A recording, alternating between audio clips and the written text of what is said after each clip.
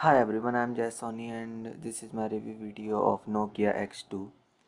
This phone has recently received an update, a major software update if I must say.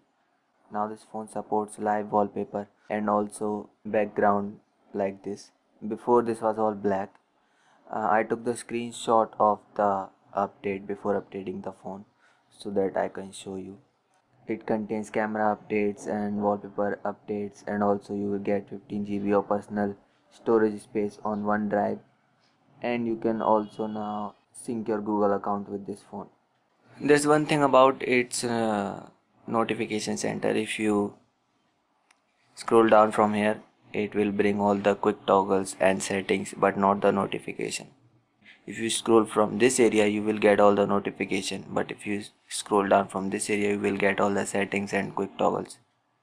See, but you can also toggle it from here. So that's something I wanted to tell. And also in the settings, it's got all your general Android setting, and this phone also comes with the ability of move to SD. Let me show you. See, it comes with the option of move to memory card. So as you can see, this is the fast lane. These are recently used apps, and these are your tiles, and these are all of your apps. You can pin them to the home screen like this. You can minimize, customize, change the colors of the tiles, anything you would like. Let me show you some gaming now.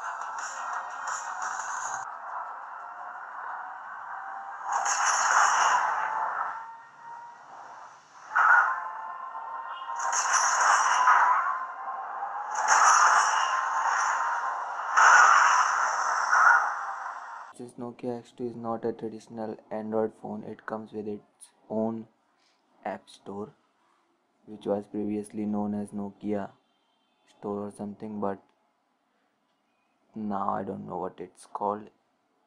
Anyway, these are the games in its store. All the available games in this store run on this without any problems.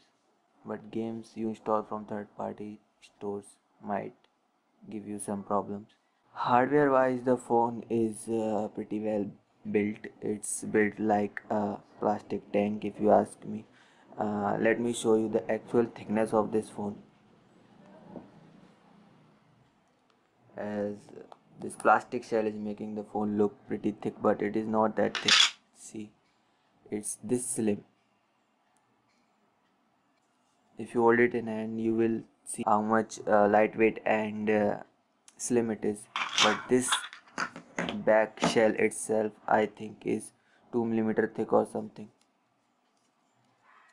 With this phone is around 10-11 mm thick. Without this phone could be easily 9 mm thick or something. But it provides protection to the phone, so you can't complain. Let's see the camera now. So by swiping like this, you can open more options like still camera, video camera, self portrait, and smart camera.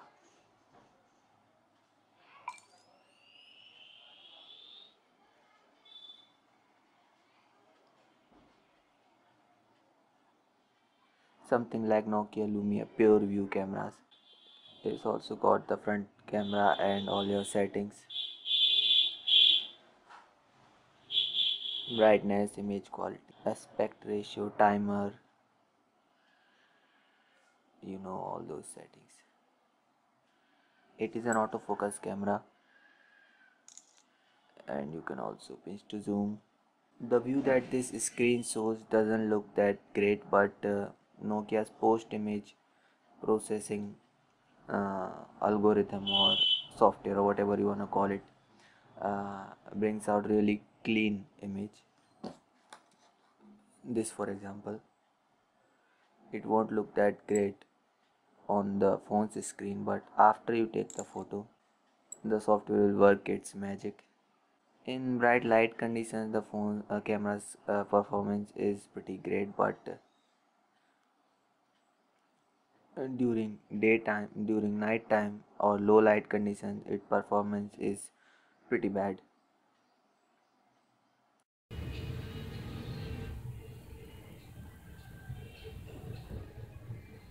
This is the fast lane, as you may know, and you can go to the apps from here, or you can close them like this, or you can close them, all of them, like this, by pressing this button. There's also this option to close the apps.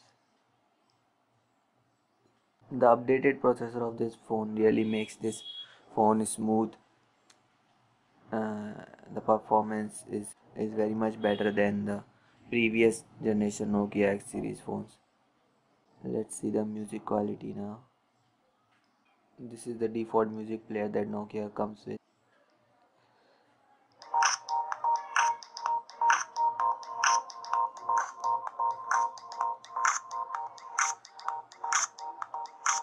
Speaker of this phone is pretty decent. Here are all your sound effects. You got equalizer, and you also got earphones specific features like bass boost and 3D. These will only work when you connect an earphone. See the video quality now. It can play 1080p videos, as you can see.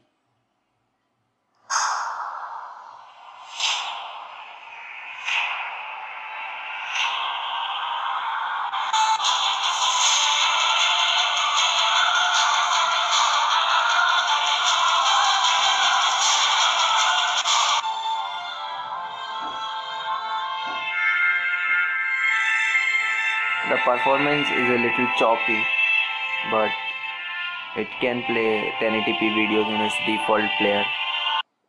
The browser. This phone comes with 1 GB RAM, which is more than enough for this phone at least. The default browser of this phone is Opera Mini, or the smartphone version of Opera. Let's see the in-browser video performance. This phone doesn't come with any other browser, although you can install it from App Store. It's not working for some reason. I can assure you it's not the broadband problem or the internet problem. It's just not working in the browser for some reason. So the pinch to zoom is working pretty fine, and also the rendering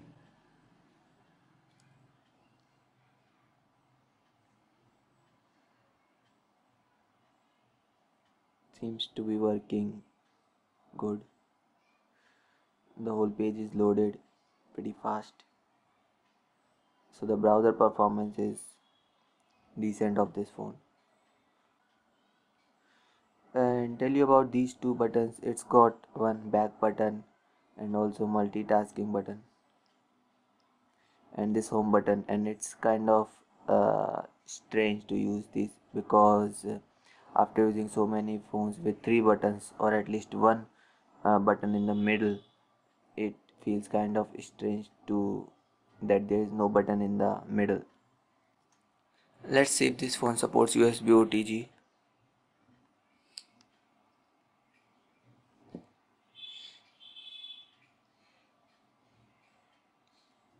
Well, I don't think it supports USB OTG. Verdict of this phone is around 9,000 rupees. You can even get a octa core smartphone.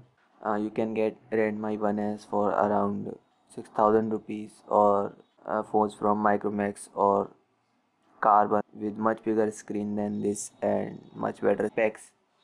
But you can get Nokia's name around this price range. In fact, around 9000 rupees or 8000 rupees, there is no phone from a respected brand like Sony, Samsung, which is better than this actually. So if you like the old Nokia X phones, you can buy this for Nokia X2. But if you want a full Android experience and don't care about Nokia's name, then you can buy any other phone. It's up to you. So that's it for this review.